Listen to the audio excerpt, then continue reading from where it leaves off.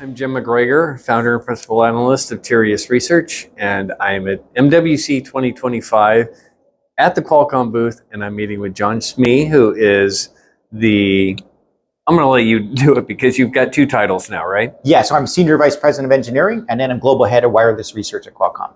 Great.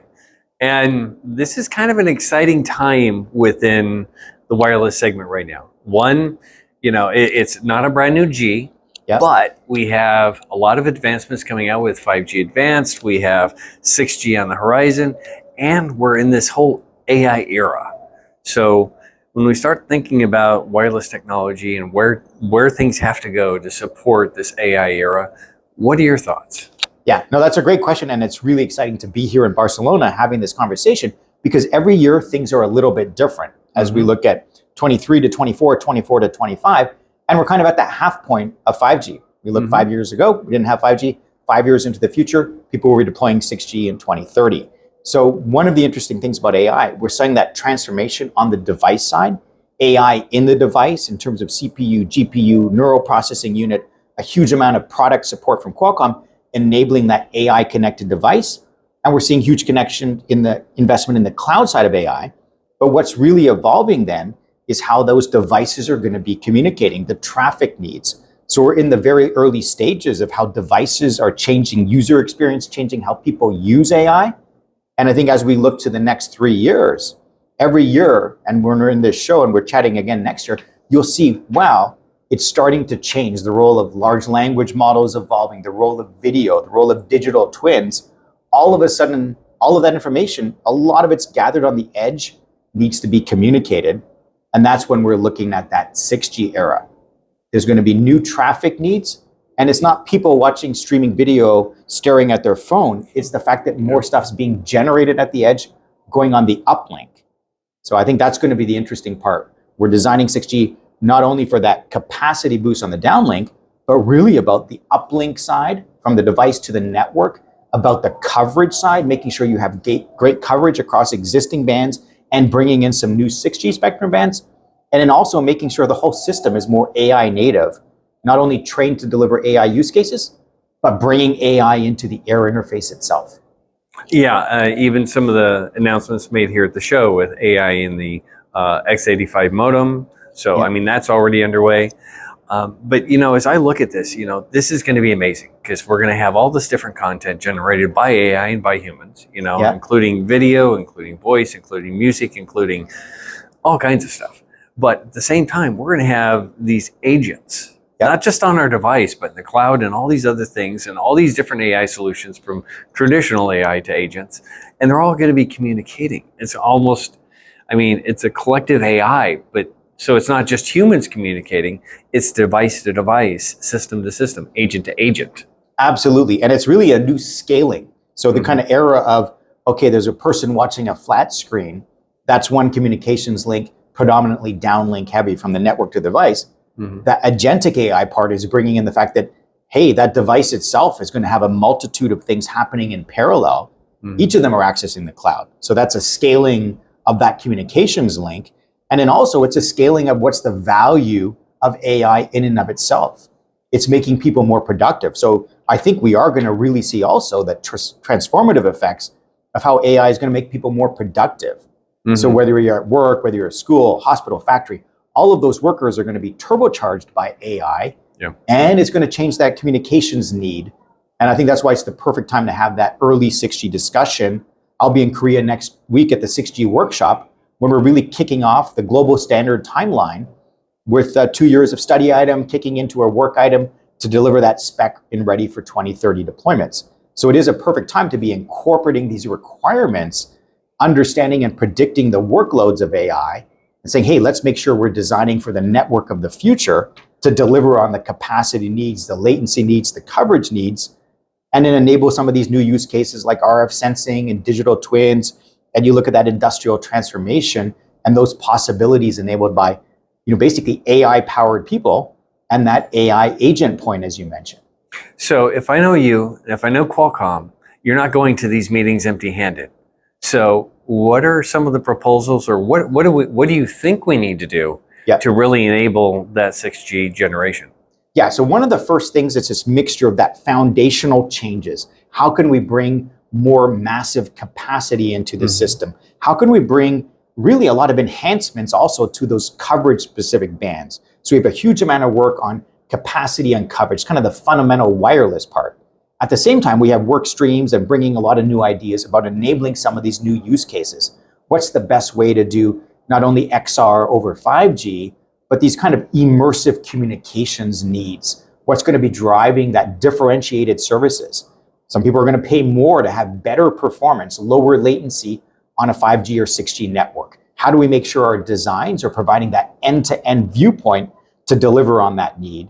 And the third pillar is efficiency, the operational efficiency of deploying and operating the network. So AI is really useful there as a tool, and we're looking at new mechanisms that AI can help in that orchestration, that optimization of the system, delivering not only on the spectral efficiency to make sure we use the spectrum as efficiently as possible, but even the overall operation of the network, the operation of the devices. So there's kind of that foundational innovation, the new services, and then that operational efficiency. And so those three pillars really underscore how we're bringing those new ideas into that 3GPP framework to have that standardized global support for the 6G deployments. Well, and you mentioned spectral efficiency.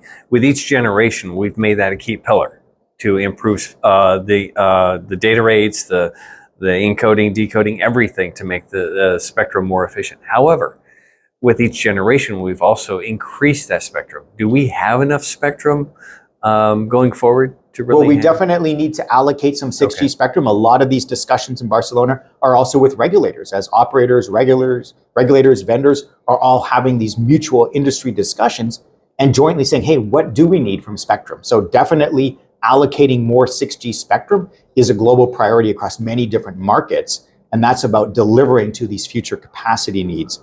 And I think that's the interesting part, is everyone can be sure that we're doing our level best to bring that efficiency into that new spectrum. So things don't just work indoors, but also in that wider area, in the context of citywide coverage, rural coverage, urban coverage, all of that delivering communication needs to a more connected society in the future. And so we are really optimistic about how these things come together on the technology side, delivering the innovation, but then also on that side of the new types of deployments, the more efficient deployments, leveraging the legacy infrastructure, but then also really enabling a cost-effective upgrade.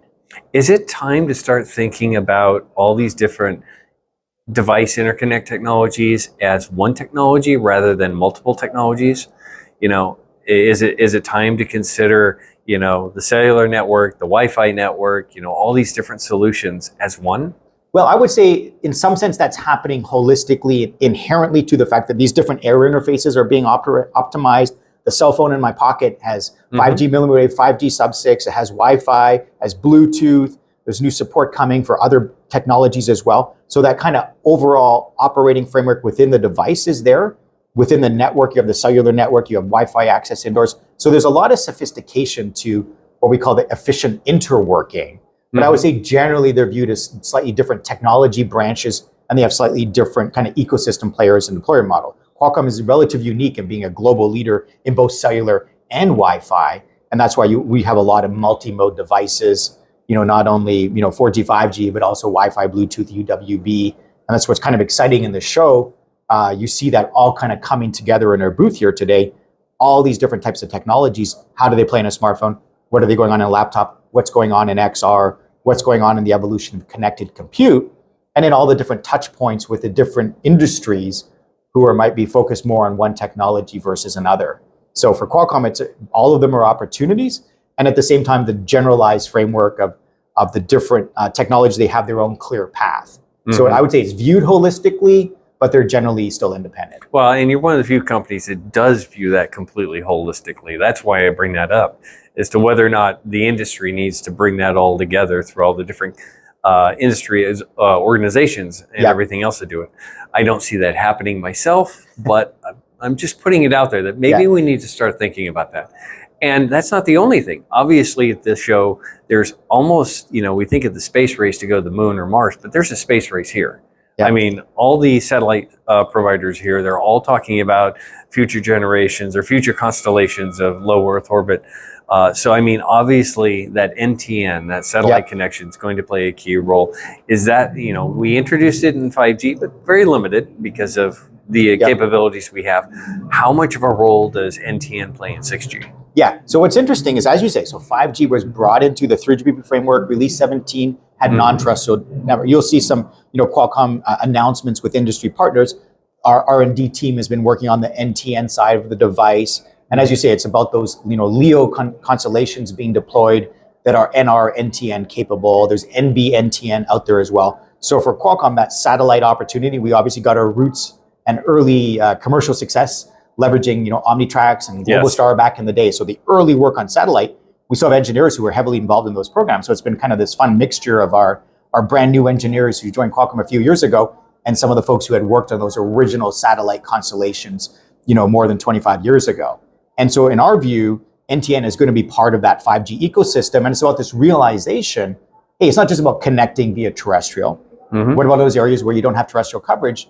Hey, we can have NTN, and let's leverage that 5G waveform. Let's put in the hooks to handle the Doppler spread, the Doppler shift rather from the movement of the satellite. Let's undo that shift.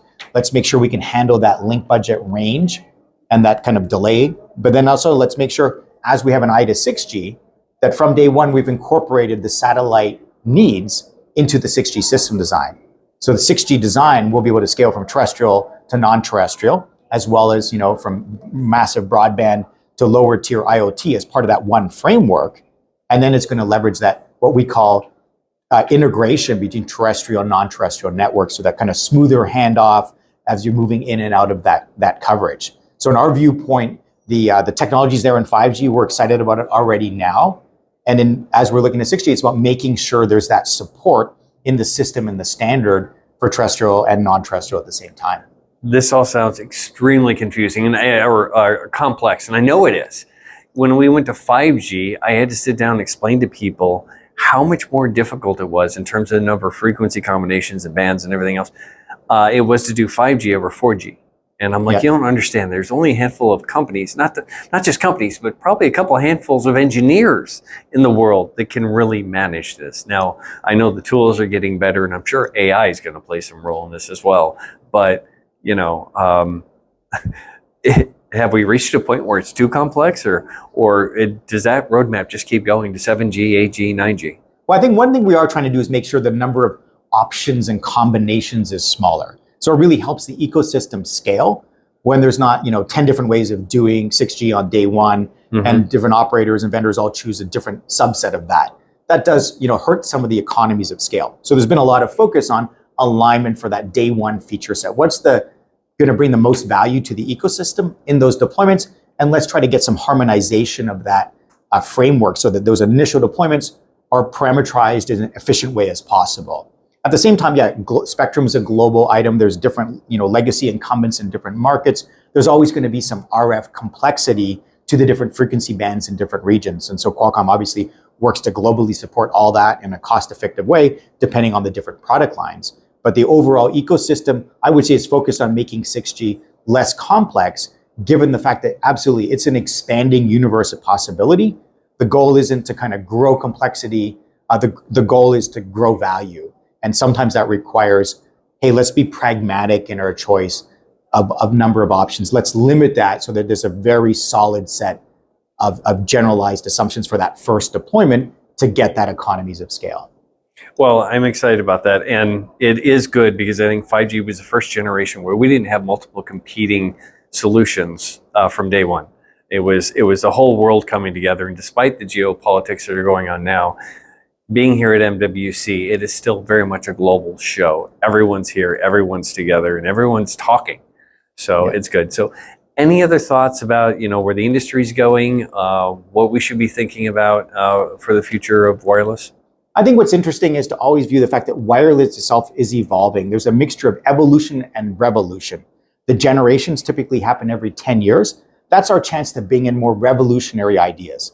It's not like there wasn't AI or machine learning when 5G was first started, the same way there was some cloud when 4G was first started. But 5G could incorporate cloud substantially different than 4G. 6G will incorporate AI and cloud much more substantially than 5G. So it's about a realization that different technologies are moving at different time frames. And one of the great things, as you say, about Barcelona is it's bringing together the full world, the global ecosystem for communications technologies, compute technologies. All of these different companies recognize, hey, we want to come here to have that exchange of ideas, exchange of possibilities. And so we're really designing a system that can leverage that full opportunity and then recognize it's about putting together different things on different timelines.